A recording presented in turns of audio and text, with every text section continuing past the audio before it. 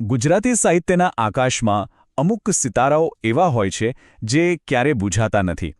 પણ ઝવેરચંદ મેઘાણી તો એ સૂરજ છે જેમની રોશની આજે પણ આપણને પથ બતાવી રહી છે. તો ચાલો આજે આપણે એ જ મહાન વિભૂતિની ગાથામાં ડૂબકી મારીએ. વિચારો, આ માત્ર કોઈ ઉપાધિ નથી, આ તો એક સર્ટિફિકેટ છે. અને એ પણ કોના તરફથી?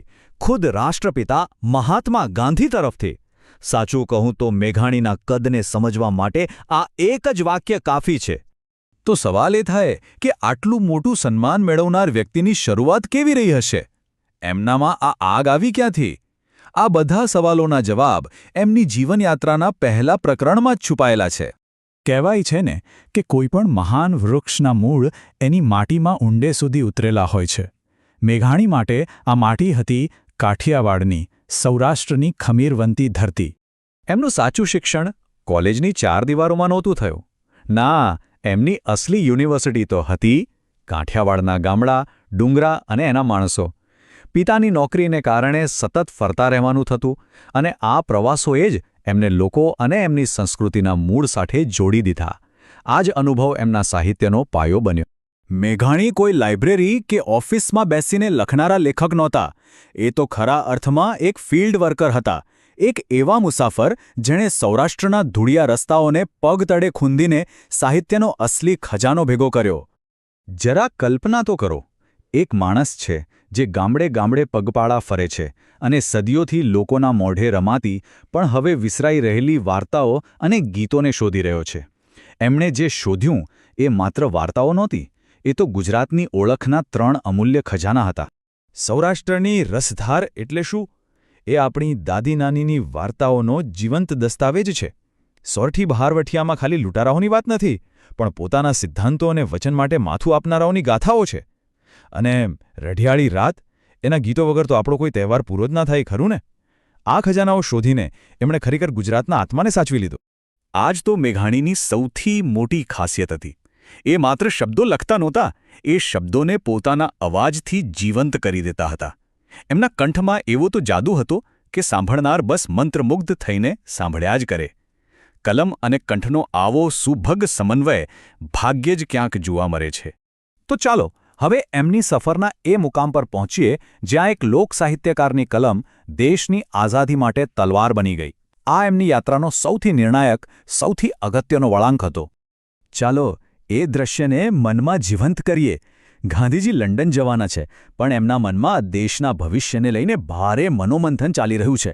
અને બસ એ જ સમયે મુંબઈના એક ઘરમાં એક કવિ રાતોરાત કંઈક એવું લખી રહ્યા છે જે ઇતિહાસ બદલી નાખવાનું છે. આ ખાલી કવિતાની પંક્તિ નથી દોસ્તો, આ એક આહ્વાન હતું. મેઘાણી જાણે સમગ્ર દેશ વતી ગાંધીજીને કહી રહ્યા હતા કે દેશ માટે આ ઝેરનો કડવો ઘૂંટડો પણ પી જાઓ, અમે તમારી સાથે છીએ. આ શબ્દોમાં આખા દેશની વેદના અને આશા બંને સમાયેલી હતી. અને બસ એ જ હતી એ ઐતિહાસિક ક્ષણ. ગાંધીજી આ કવિતા સાંભળીને એટલા બધા પ્રભાવિત થયા કે એમના મોંમાંથી સહેજ રીતે શબ્દો નીકળી પડ્યા. આ તો રાષ્ટ્રીય શાયર છે.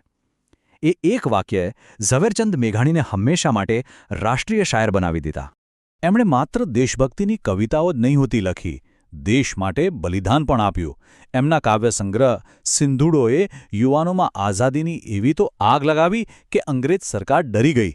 એમણે તરત જ એ પુસ્તક પર પ્રતિબંધ મૂકી દીધો અને મેઘાણીને જેલમાં પૂરી દીધા.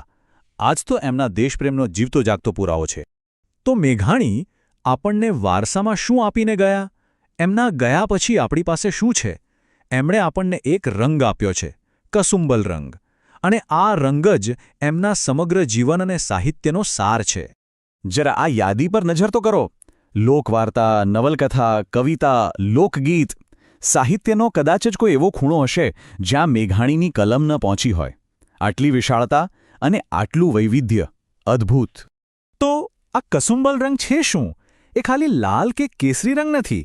એ શૌર્યનો રંગ છે, બલિદાનનો રંગ છે અને ઊંડા સાચા પ્રેમનો રંગ છે.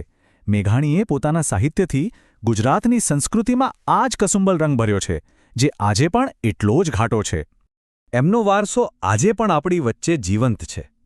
એ રણજીતરામ સુવર્ણચંદ્રક મેળવનારા પહેલા સાહિત્યકાર હતા. આજે પણ એમના નામે યોજાતા લોકડાયરા અને એવોર્ડ્સ એ વાતની સાબિતી આપે છે કે મેઘાણી આજે પણ ગુજરાતીઓના દિલમાં ધબકે છે. ભલે ગમે તેટલો સમય પસાર થઈ જાય પણ મેઘાણીના શબ્દોની તાકાત ક્યારેય ઓછી નથી થવાની.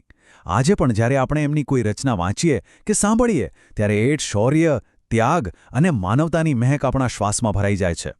મેઘાણીએ એમના સમયના પડકારો સામે પોતાની કલમ ઉપાડીને કસુંબલ રંગ ફેલાવ્યો. તો ચાલો આપણે પણ વિચારીએ, આજના સમયમાં આપણી આસપાસના મુદ્દાઓ માટે, આપણી સંસ્કૃતિ અને મૂલ્યોને જાળવી રાખવા માટે આપણા સમયનો કસુંબલ રંગ શું હોઈ શકે? આ પ્રશ્ન હું તમારા માટે છોડી જાઉં છું.